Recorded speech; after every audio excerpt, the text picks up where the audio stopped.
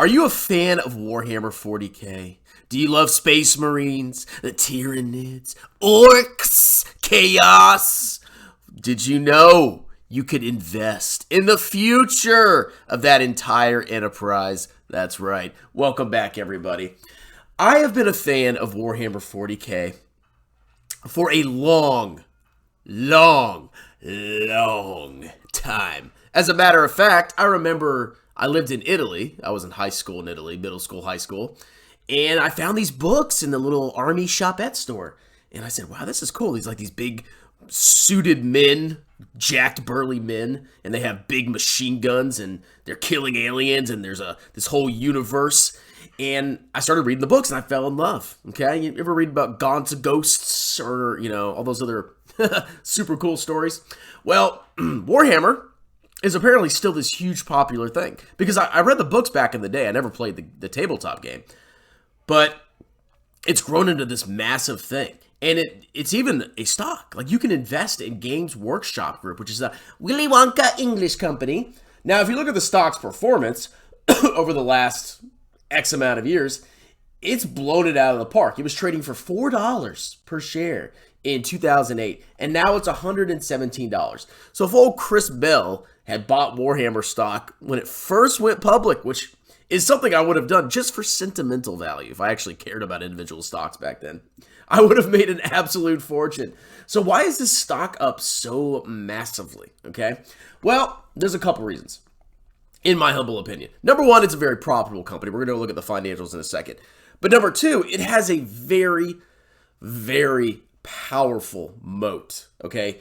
And it has a massive fan base that is, in my opinion, insanely loyal. Now, the whole Warhammer universe, you got to imagine like 38,000 years in the future. You have this universe where these humans have spread across the galaxy, but they're now beset by all sorts of alien races that are trying to exterminate them. So you have this, what's called the Imperium, this human empire that's ruled by an emperor who's strapped to a throne because he almost died from there's so much to this. He almost died from his son betraying him 10,000 years before that. But basically, the humans are just trying to fight off all these threats. You have these, like, alien horrors that are just want to devour the galaxy, the Tyranids. They just suck up all the biomass. And then you have Chaos, which is this alternate dimension that is made up of human emotions that influences the real world. It produces demons and corrupted half of humanity back in the day. And then you have these undead creatures called the Necrons that are just a bunch of walking corpse things that shoot green lasers at you. There's so much to this universe. It is unbelievable, the amount of lore and fan fanaticism behind this. So when you think about Warhammer, this is something that I don't think is going away anytime soon because they continue to evolve the story. I mean, the story is barely moved, I would say, in the last 15 years, but they've added some new things like, oh, we're going to bring back some people that we thought were dead and blah, blah, blah, blah, blah. And they've kept the story alive, and the fan base has only grown. If you go on YouTube and look up Warhammer, the views that they're pulling, these creators that are talking about Warhammer, is absolutely insane, okay? So this is a very, very durable brand. I don't think Warhammer is going away, personally. If it didn't die over the past 15 years, it ain't going to die in the future, in my humble opinion, okay? And you've got video games coming out. Okay, you've got Henry Cavill. He was, he's a huge fan of Warhammer, and I think he's going to star in some kind of Warhammer thing. I don't know, some kind of movie. They have books. These are the books I read. I used to read the books all the time.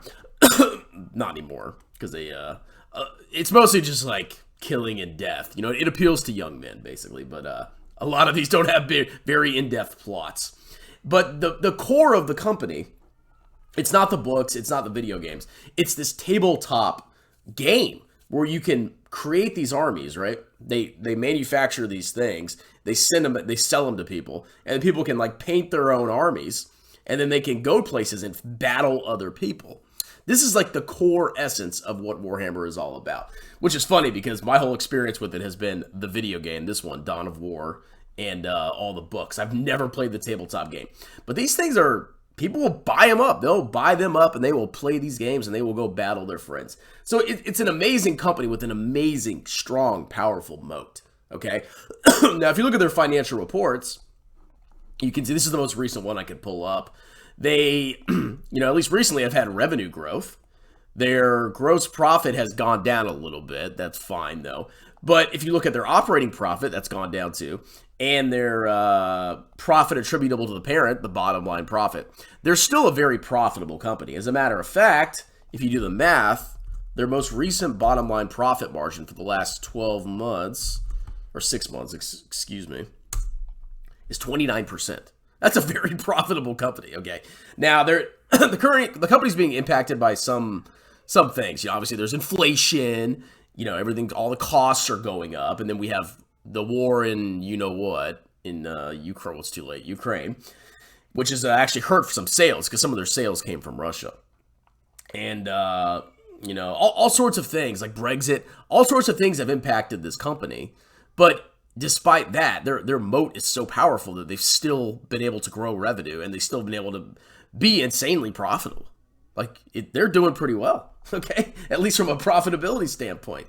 You go down to their balance sheet. I mean, let's see. I hate these foreign balance sheets. They're like, they have the non-current assets up front.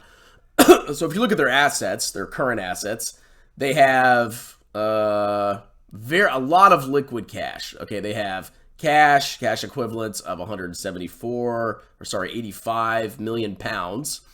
And they have trade and other receivables, which is just money you're going to collect pretty imminently, of 52 million. So overall, this is like 130, 140 million dollars of cash. You look at their current debts, and they have, let's see.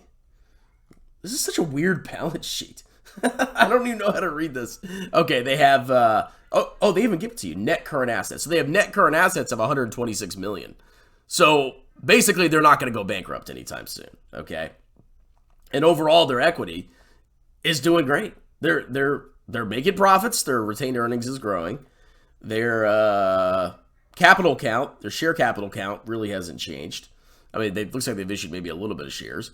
But overall, I mean, this is a very profitable company with a insanely powerful moat. And they even commissioned some kind of Willy Wonka English stunk analysis company, to do a projection, okay?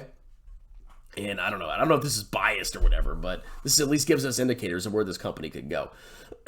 So they've got revenue estimates for the next couple of years. 2022 revenue was 414 million pounds, and they expect it to grow to 447 in 2023, and then 461 down a little bit in 2024. Okay, so their revenue is still growing. Their gross profit is increasing.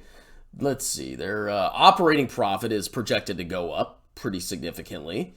Their operating margin is staying pretty stable. All their margins, like they're very powerful, very profitable margins. Okay. So overall, like this is a great company that I don't think is going anywhere anytime soon. Now the question remains: are you paying a good price for the future growth? That's where the hard part comes in. This is a company that if I could get it at a great price, yeah, I would 100% buy this. Number one, because it makes money. Number two, it's growing. And number three, the moat is insane. I cannot explain to you how powerful this company's moat is. Like the fanaticism behind Warhammer. I mean, I used to read this stuff when I was like 13 years old. 14 years old, I used to read these books. And this thing is still around, and it's still insanely popular. And there's a whole new generation that is falling in love with this. It's crazy, okay? But the question is, like I said, can you get it at the right price? Now, if I bought it down here, not been a clown, I would have made a lot of money. But, now who freaking knows? So that's kind of my thoughts. A very interesting company to do more research into. And, maybe if you want to speculate with it, small part of your portfolio for fun, not bad to consider or do some more research into.